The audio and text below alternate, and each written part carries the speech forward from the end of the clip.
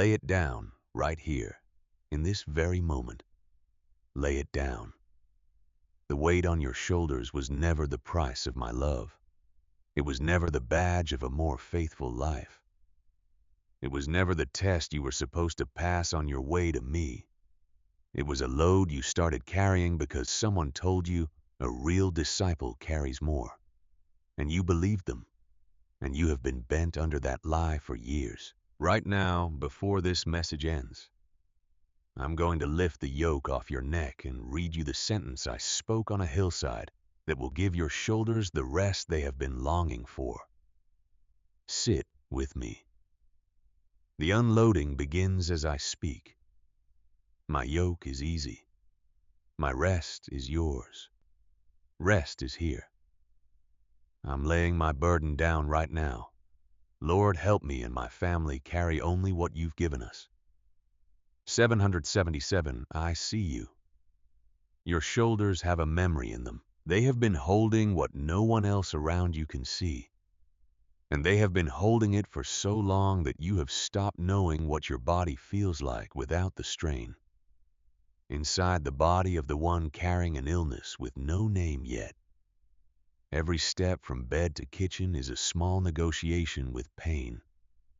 There is a caregiver 3 streets over from you who has not slept a full night in months and has stopped saying so out loud because the listeners ran out 14 days into waiting for a test result. The phone lighting up causes a chest to flinch before the eyes can even read whose name appeared. Some of you sat up most of last week with a child whose fever finally broke. Some of you are working a job that pays the bills and costs the joints. Some of you are grieving someone whose chair is still pulled out at the table. Every one of those rooms has been a room I was in. Your neighbor stopped asking how you were doing because the answer was too long. The cousin never called back after the diagnosis. The prayer has gotten shorter because saying the same one out loud one more time feels like rubbing a wound. None of that slipped past me. Your jaw has been clenched around the next bad sentence for so long you have forgotten what unclenched feels like. I am not annoyed about how much you have been hauling. I am tender about it. There is a difference between a father who notices the load and a father who is impatient with the loaded one. And I am not the second kind. I have been walking beside you on this road matching your pace, not measuring it. You thought I was up ahead at a finish line, waiting to see whether you would arrive on time and on your own strength. I have not been at a finish line. I have been right here at your elbow, ready to take this off your shoulders the moment you would let me. There is more to the load than the obvious parts. You have been carrying the worry that you are not recovering fast enough. You have been carrying the quiet shame of needing help and not knowing how to ask for it, without feeling like you are admitting some kind of defeat.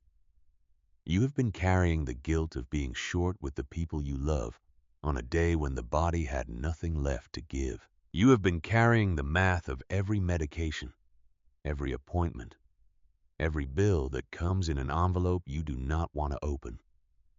You have been carrying the fear that this season is the new normal. And the version of you that felt strong is the version that no longer exists. None of those secondary loads were on the list anyone warned you about. They climbed on quietly while you were trying to keep your head up. I see all of them too. They count. Open both hands in your lap, palms facing up the way someone sits when they are no longer guarding anything. That posture is not a small thing. The hands have been the chief enforcers of the carrying. They have gripped, packed, balanced, hoisted, rearranged. Let them rest a moment. Notice how the weight you have been holding rides higher in your body when the hands relax. How it slides up into the shoulders and the jaw and the brow. That is where you have been storing what was never meant to live inside a body at all.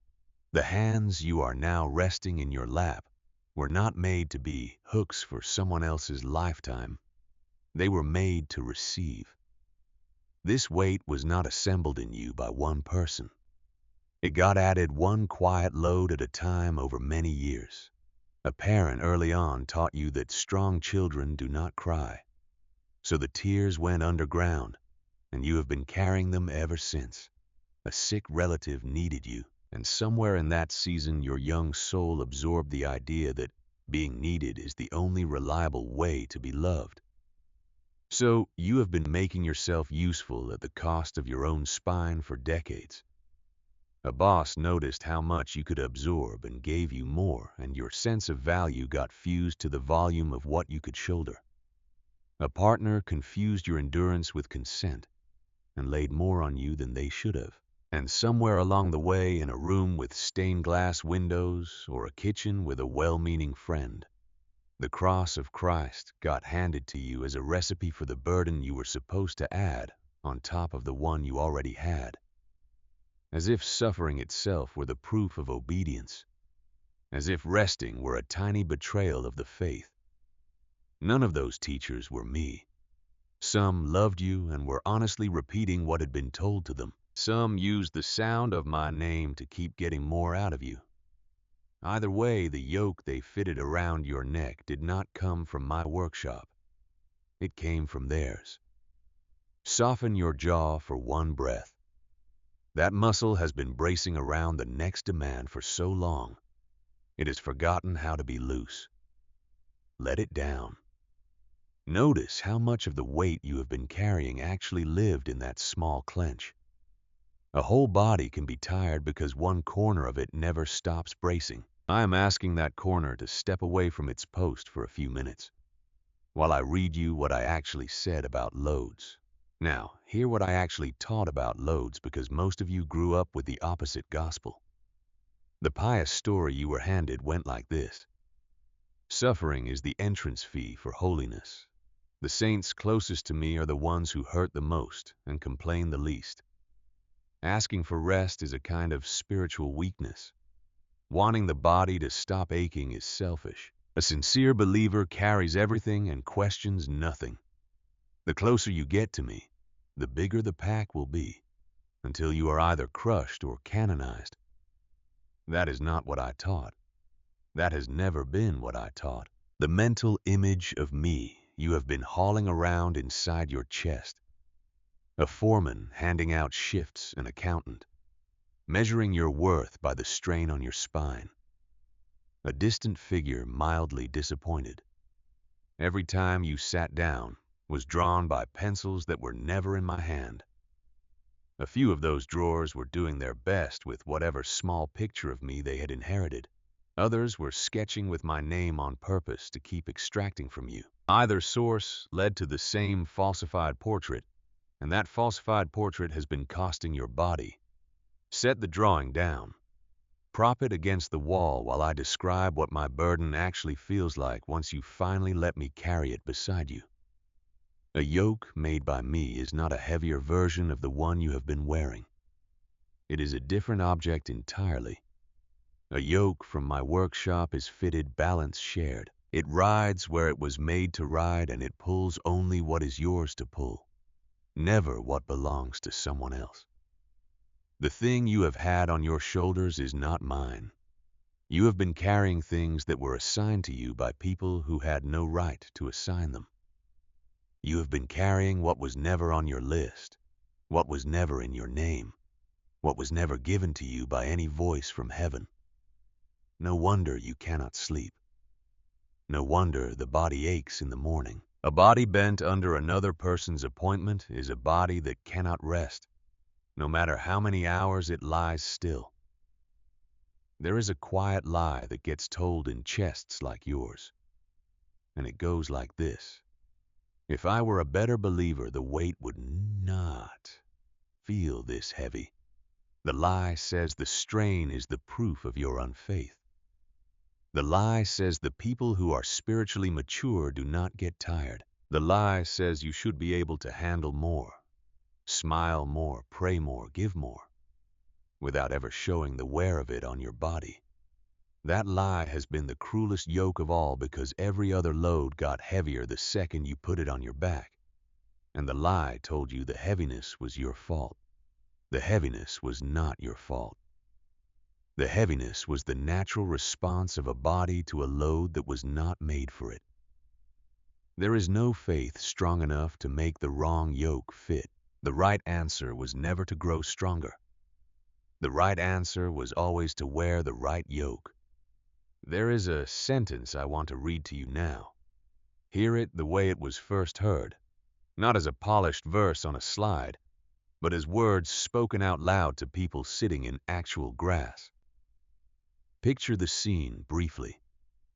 A slope outdoors, a crowd that had walked since dawn, fishermen with cracked hands, mothers with feverish children, workers wrecked by hard labor, widows, sick people who had walked past more religious men that morning and gotten nothing. I looked at them. I saw the loads under their clothes, the cousin nobody mentioned, the unpaid debt, the body that would not heal the quiet shame. I did not speak for theologians. I spoke for the bent ones. These were the words, Matthew 11:28-30. Come to me, all who labor and are heavy laden, and I will give you rest. Ye all who take my yoke upon you and learn from me, for I am gentle and lowly in heart, and you will find rest for your souls. For my yoke is easy and my burden is light. Let your eyes close on that sentence and stay closed for a moment. Do not move on. Sit inside the words while I unpack them with you slowly the way I unpacked them on that hill. Come to me. Read the verb. It is an invitation. It is not a summons. It is not an order issued from a throne to a courtroom. It is the word a friend uses when his door is open and the kettle is already on. Come, meaning the room is ready. The chair is pulled out. The place at the table has your name on it, whether you arrive with clean hands or not. I am not asking for your application. I am asking for your tired body. The price of the meal is just showing up to it. All who labor and are heavy laden. Notice who I called. Not the strong, not the spiritually athletic, not the ones with their lives in order. The laboring ones, the heavy laden ones. The ones already groaning under what they had been given to carry.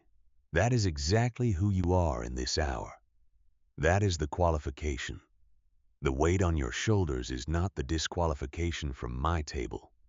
The weight is the very thing that means the invitation is for you. If you were not weary, this sentence would belong to someone else. Because you are, it belongs to you.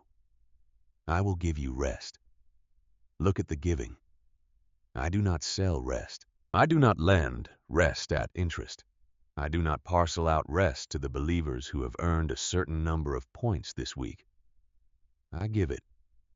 A gift is not a wage. It cannot be deserved into existence. It can only be received. You have spent years trying to earn the right to put down what you have been hauling. There is no right to earn. There is only the open hand and the moment of accepting. I will give you rest. That is the line. Take my yoke upon you. Here is where some of you might tense up again. Because you hear yoke and your body remembers all the bad ones. So let me explain mine. A yoke in the world I walked through was a wooden harness shaped to fit a pair of working animals. Never one, always two.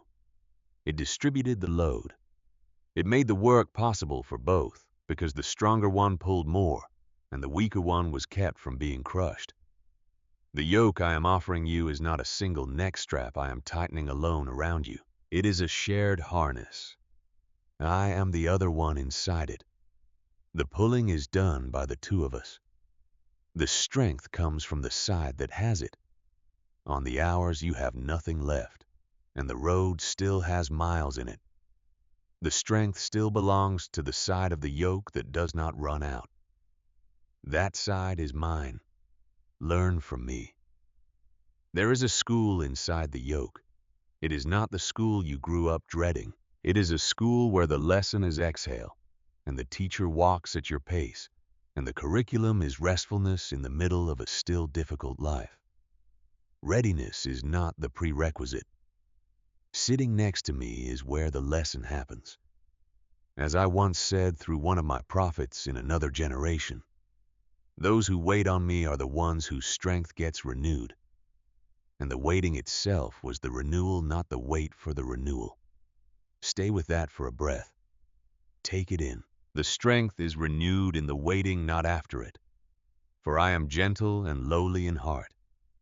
This is the sentence I want you to underline in your bones. I told them in my own voice on that hillside, gentle and lowly, not stern, not aloof, not high above, and reluctantly coming down. Gentle, lowly. The very heart of the Father is bent toward the bent one. I am not a God who stands above your tiredness, disapproving of it. I am a God whose own posture is low enough to meet you exactly where the load has pushed you. You will not find condescension in my voice. You will not find a sigh of patience running thin. You will find a heart shaped by tenderness for the weary, because the weary is who I came for. You will find rest for your souls. The rest I am offering is not only a nap. A nap is good. Your body needs more naps than it has been getting. But the rest in this sentence is deeper than sleep. It is a rest at the level of the soul. The deepest layer in you, where the bracing for the next blow lives, where the math of every threat keeps running, where the whole family gets held together in your head at 300 in the morning. That layer can rest. That layer can stop. That layer can finally be put down. I am the only place that interior of you was ever going to find rest, because I formed that interior, and I know what it was built for. For my yoke is easy and my burden is light. Read those words slowly. Easy. Light. Not easy because there is nothing to do. Easy because the thing to do has been fitted to the shape of who I made you to be. Light because the weight that remains is the weight that was actually yours to begin with. Not the loads you absorbed from other people. Not the assignments handed to you by voices that were not mine. Not the suffering you were told. You had to add in order to prove you love me. Strip those off. What is left is light. What is left is the small portion of a life that I have asked you to walk with. And even that I am pulling alongside you. Look back at the promise I made when this short message began. I told you I would show you why the load on your shoulders was never made for the shape of your back. Here is the answer, because most of that load was never yours. It was handed to you by people who did not have the right. It was added by teachers who did not know my voice. It was layered on by a culture that confused exhaustion with virtue. The part that actually belongs to you is small. And even that small part is shared in a harness with me. Your back is not broken because you are weak. Your back is broken because you have been carrying everyone else's appointment along with your own. And you were never built to. So here is one small practice to take with you. Big weights rarely lift in a single afternoon. Pretending otherwise would be unkind. But a tiny repeatable thing can begin right where you are. The practice has 2 beats. Beat 1. Name the load out loud in whatever volume you can manage, even a whisper into a steering wheel. This worry about my mother. This fear of the test result. This debt that wakes me at 3. This grief about my brother. This sickness that will not lift. The load wants to stay nameless because nameless weights are heavier. Call it by what it actually is. Beat 2. Speak one sentence back to the load out loud. You are not mine to carry alone. That is the whole reply. Do not improvise around it. Do not explain it. Do not soften it into a polite suggestion. Speak it the way a parent speaks to a thing that has been bullying their child. Repeat the 2 beats whenever you notice the strain rising. The first attempt may register as nothing. The 10th may still feel mostly like ritual. A neck that has worn the wrong yoke for decades does not relax in an afternoon. But around the 30th round, your shoulders will dip a 1/4 inch on their own. Around the 50th, you will sleep through a night without rehearsing the burden in your dreams. Around the 100th, you will catch yourself walking through the same week with less hunch, less brace, less held breath. You will not see me lift it. You will see what got lighter once I did. There is a small after step to the practice. After you speak the reply, do not move on too quickly. Linger. Sit a few extra breaths inside the sound of "You are not mine to carry alone." Most of you are going to rush past the relief because relief is a country you have not lived in. Stay in the country longer than feels normal. The longer you stay, the more your body learns it is allowed to be there. I'm naming my load and releasing it. This message is healing my shoulders and my home. Who else is letting it down with me? 777. If something here is touching the place where the strain lives in you, drop the word "rest" in the comments as a small yes to your own shoulders.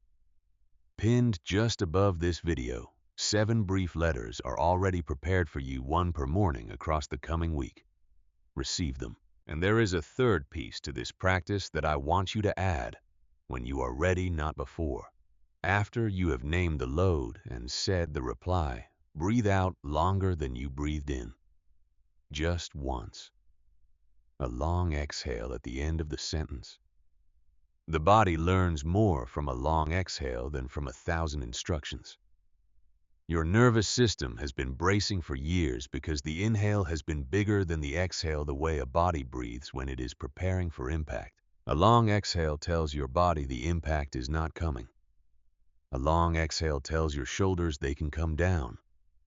A long exhale is the smallest possible prayer, and it lands in heaven exactly the same way the longest one does. To the listener who has tried to set burdens down in the past and walked away unchanged, the one who once brought a heavy thing to an altar and went home with the same weight on the same shoulders, then concluded the altar must have been empty. Hear me. The altar was not empty. Your body had carried the weight so long that absence felt like another version of presence. The nervous system had no category yet for relief. So it filed the moment under still bracing, just in a different room. Try again. Bring the load again. Open the palms again. Loads come off in layers because the muscles need repetition to trust that the empty space is safe. I am not impatient with you about this. I am the slowest, most patient teacher you will ever sit with. And I do not grade the speed of your unloading. And to the one who is wearing a load that was never about you at all, a generational burden, a family pattern of fear you inherited before you could name it, hear this too. You were not the one who picked it up. You were born under it. You can still set it down. The fact that someone handed you a yoke without asking does not mean you have to wear it for life. You can refuse it without dishonoring the people who passed it to you. They were carrying what their parents handed them too. You are not breaking faith with your line by being the first to walk out from under what was never yours. You are setting a new yoke on the table, a fitted one, a shared one, so the children behind you do not inherit the strain you inherited. I want to say something to the one whose burden is a body that is not healing on the timeline the doctors hope for. You have been told to be patient, and the patience has begun to feel like another thing, being asked of an already exhausted person. Hear me. The healing I am working on inside you is not always the kind that shows up on the next scan. Sometimes the healing is in the soul of the one inside the body, the inner room where fear has lived so long it became furniture. I am rearranging the furniture. I am clearing space inside the room of you, so that even if the body takes longer than you wanted, the soul gets a rest the body alone could never give. Many of the most healed people I have known were people whose bodies were still sick. The body and the soul are different rooms in the same house, and I am working in the room you forgot you owned. My soul says yes to your rest. I'm breathing out the heavy and breathing in your peace for myself and my loved ones. 7979, take this with you. My yoke is easy. My rest is yours. The load you were never built for is allowed to come down now. The palms you opened in your lap can stay open. The shoulders that have hardened over years can soften without anything catastrophic happening. The roof does not fall in because you put a weight down. The world is not held up by your spine. It is held up by mine. And mine has not swayed once. The rest I am giving you will not arrive the way you imagined rest.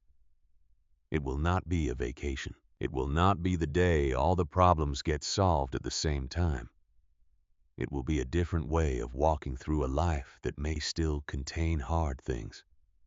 A way of moving with the inside of you, unclenched with the breath, full with the soul resting on something that does not tilt when the wind changes. That is the rest the sentence on the hillside was about. That is the rest I am giving you right here in the middle of the same week, the same season, the same body. The circumstance may not change in the next hour. The wearer of the yoke has already changed. Notice as the days go forward how rest shows up in shapes you would not have called rest before. A small loosening in the chest while you are folding laundry. A sentence of forgiveness arriving toward yourself in the car without you trying to summon it. A meal you actually taste because the mind was not running 10 threats during the chewing. A short laugh in a hard week. A friend's hand on your shoulder that does not make you flinch. Those are the harvest of an easy yoke. They will not announce themselves with trumpets. They will arrive quietly like a returning bird that takes its same place on a familiar fence and looks at you as if it had never left. And one more thing, the yoke I am offering you is not a private gift. It is a shape you wear out into the world. As your shoulders soften, the people around you will start to feel it. The child who has been watching you carry the impossible load will see you set it down. And the watching will teach that child to set theirs down too. The friend who has been afraid to admit their own exhaustion will hear you name yours and learn a vocabulary they did not have. Unloading is contagious in a way the loading was.